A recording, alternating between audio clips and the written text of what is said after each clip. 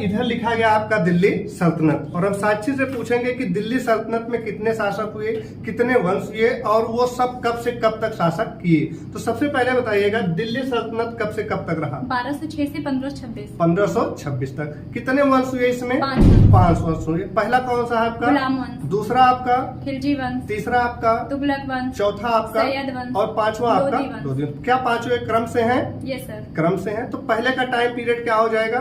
पहले का time period है 1206 से 1290। दूसरे का कितना हो जाएगा? 1290 से 1320। तीसरे का? 1320 से 1414। और चौथे का? 14 से 51। और पांचवें यानी 14 से अंतिम का? 51 से 1526। बिल्कुल एकदम सही है। उसके बाद हम शासक की बात करें तो गुलाम वंश पहला था। गुलाम वंश का शासक कौन बना? कुतुबुद्दीन ऐबक। दूसरे स्थान पे है आपका खिलजी वंश। खिलजी वंश का संस्थापक कौन बना?